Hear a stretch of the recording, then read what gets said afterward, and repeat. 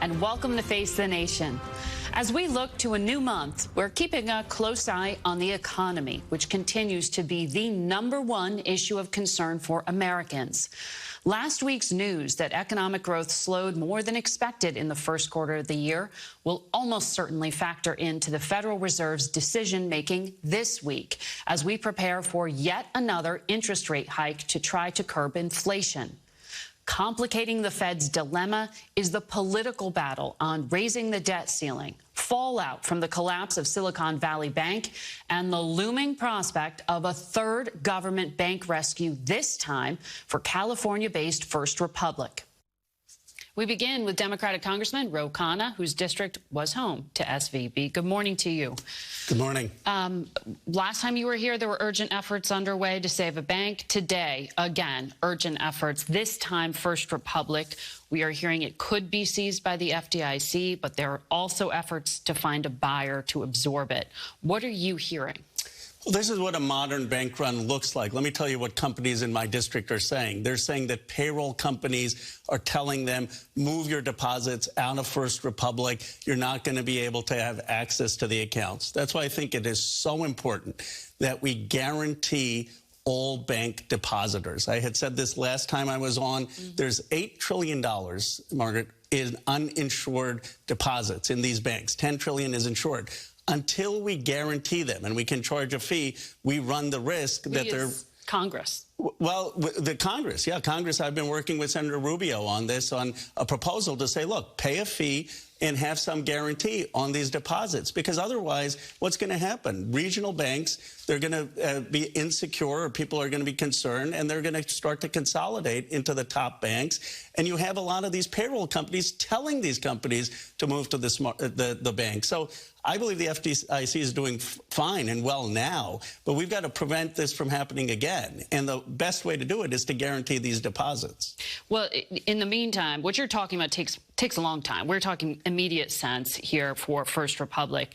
And some progressive Democrats have objected to the idea that some of the big banks who can afford to buy little ones, some of the systemically important ones, that they should be prevented from stepping in to buy up First Republic. Is that where you fall? No, I think that the FDIC needs to look at the lowest cost alternative. That's their mandate. And right now they may need to work with banks and private capital to save First Republic. I mean, that is the state we're in. But we can move quickly. Look, in the CARES Act, we actually said that all deposits were guaranteed for transaction accounts. I think if we do something like that quickly, we prevent this going again. We also need reform. I mean, look at what has happened, Margaret.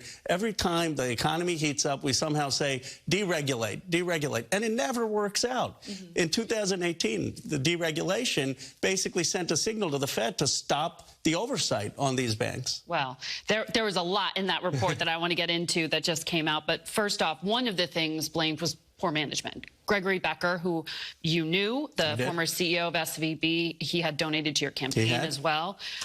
When he was at the helm, did you think at the time it was a problem that he was also on the board of the chief regulator there, the San Francisco Fed?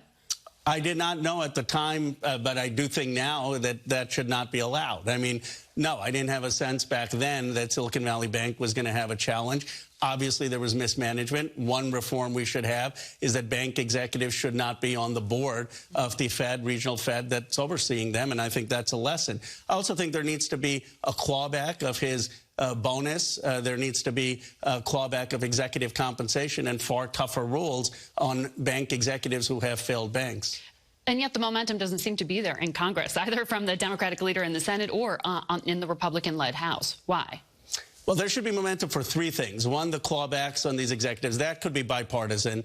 Two, for greater oversight and the rules on these banks. I mean, we basically told these banks not to regulate. But the big place, and I'm working on a bipartisan basis, protect the regional banks. That's going to help regional community banks the most in mainstream America. That's the biggest risk to the economy. Look, Margaret, you have 5% interest rate. People are moving out into money market funds. They're moving out of banks. If we don't have a guarantee, we run a real risk across this country.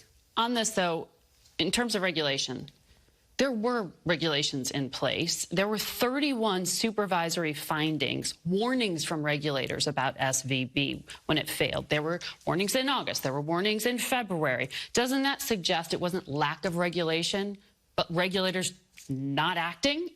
Well, what was both? They're raising flags and not doing anything. When Congress passed deregulation, there's not a straight line between that and what happened, but it certainly sends a signal to the Fed that maybe the Congress doesn't care as much, and I think there was lax oversight. Look, they noticed that there was risk there, but they didn't do the right liquidity or stress test. I mean, they didn't do a test to see what happens in a high inflation environment when Chair Powell has been saying for over a year he's going to raise rates. So you have confidence in Chair Powell and Mary Daly at the San Francisco Fed?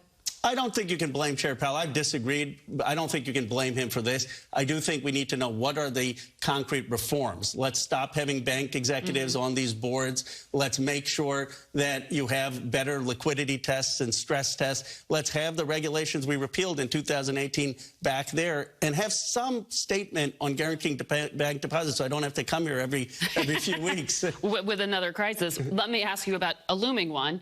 What to do about the debt ceiling. The Fed is predicting a mild recession is ahead of us. The president has overseen the highest inflation that we have seen in decades in this country. Whether he calls it or not, he's overseeing it. You have all these looming issues, and now you have the standoff over the debt ceiling.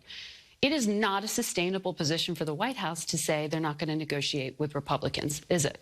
Well, here's what's sustainable. The Republicans should do what I did under Donald Trump, and that's pay your bills. It's patriotic to pay your bills. Look, if you're a family, you have credit card debt. Sounds like you're agreeing it's not a sustainable position. Well, I think we should pay the bills and then negotiate. And we should negotiate on deficit reduction. The last person to leave a surplus was Bill Clinton. I'll tell you how we lower the debt. Let's repeal the Trump tax cuts. Let's repeal some of the Bush tax cuts for the very wealthy. Let's not have all these overseas wars. I mean, the Democrats have a plan, and let's raise taxes on the top wealthy. But before we get there, we pay our bills. If you're a family, you have a credit card debt, who says let's not pay the bill? But the president was saying Kevin McCarthy passed something, or at least put out a plan, and I'll talk to you. Now he's passed something, and the president says he still will not engage with him.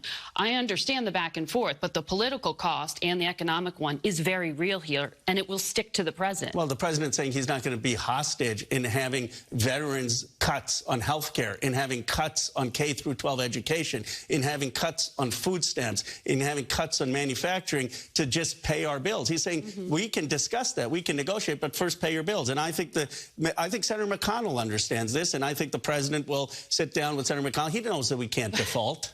You think that's the back channel that's going to figure this out? That's why I said that. Or Kevin McCarthy's got to come without 22% cuts on veterans benefits.